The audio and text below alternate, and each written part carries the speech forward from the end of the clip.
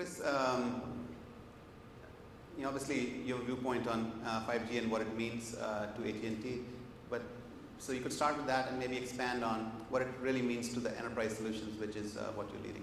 Sure. Yeah. So we agree. I also always feel like I'm going back to college whenever you're presenting. It's amazing the stats about what's happening out there. But I think it was very well said. We're in the very first chapter, but the chapter is moving very quickly around 5G, and we really think about it kind of through three lenses.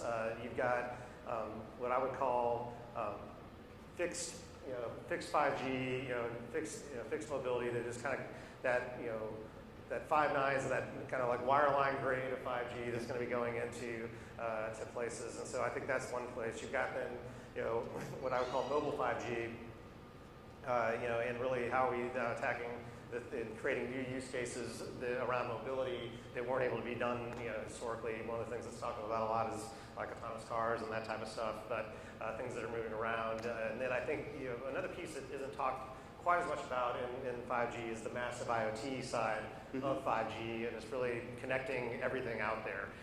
And so some of the early on places where we can have some of those simple wins in this 5G space are really in what we call these new low power wide area networks that are kind of foundational 5G technologies that will enable us to connect everything. So at AT&T, we've deployed two standards that are global standards out there. One's called narrowband IoT, the other one's called LTE-M.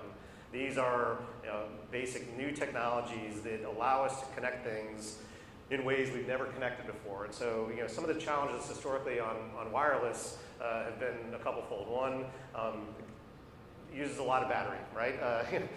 You're going through your smartphone, pretty much we're happy to make it through a day, right? If we make it through there.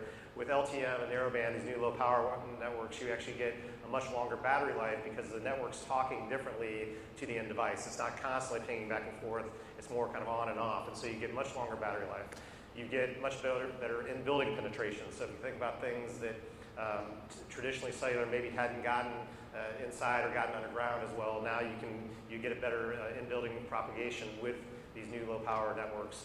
You get a smaller footprint. So one of the big challenges in the wearable space, to date has been, this is probably about as good as you could get having a dedicated radio inside of something, but the chipsets are getting much smaller, about a sixth of the size. So now we can actually really unlock this space between having long battery lives, and much smaller footprints. I think the wearable side of this gets very interesting, and other things that we haven't traditionally connected, and cost. That's the other big piece, is that at the end of the day, people have to be able to make a business off connecting these things, and we're seeing the cost on these low power networks drop significantly. We're down to now like a $5 chipset to be able to connect up something independently. That's dropped from $15, $20 just in the last few years, approaching the cost of Wi-Fi. So now you have a lot more things that can be connected. So you've got so I think you've got these nice base technologies that are already out there in LPWA that begin to allow you to connect things that you haven't connected before.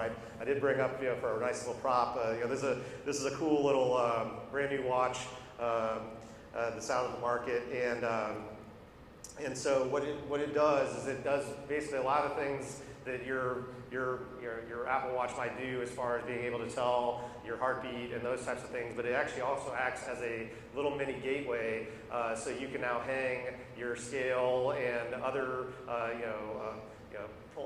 other devices that you might be doing around blood sugar or other things off of this. But it's actually got, instead of a half day or day battery life, it actually has got at least a week. And so we're now moving toward kind of getting hopefully into months and maybe even years of battery life where you don't, it really changes the game. So I think, this is something that's in the market today, is kind of using that. Then if you then kind of layer on top those low power networks, then what we've done, at AT&T is we've really tried to say, what are those use cases that we want to go and begin to enable, with our business customers, to try to show the art of the possible. And so, and healthcare is one of those spaces where we have done a lot of work to begin to work with different parts of the industry.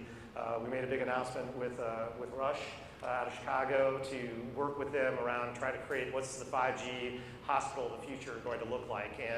And so when you're thinking about this, what are those use cases that need this ultra fast throughput, this ultra low latency, those are the things that we're really trying to lean in and start to work on. And so you think about the big files that have to be shared, think about an X-ray and how large that file is, if you could actually get that and then quickly share that with everyone that needs to have that information in close to real time, how quickly can you, speed up the process that's happening inside that hospital.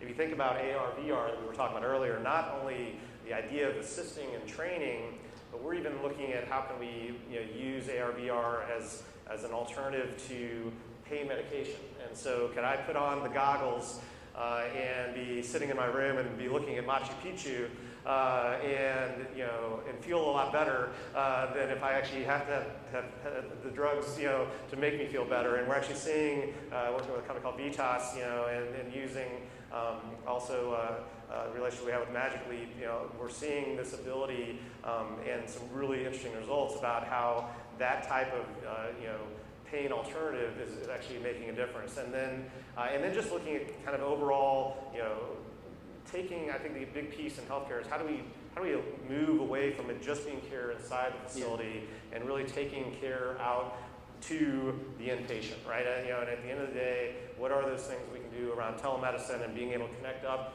everyone else, to be able to share information in real time, back and forth, be able to get real time consultation, that and real time diagnosis. That we think is a great opportunity to kind of really change the game in the healthcare space. So I'll kind of pause there on that. But we do see it being a big continuum, but the key for us is starting with the use case. Yeah. Start with what are we trying to do? We've got a lot of networks out there. Some things need 5G, some things don't. How do we really put the solutions on the right network for the right application, and also understand what is the need around security, what is the need around latency, and what is the need for that end user to be able to really take advantage of these new technologies. Right. That's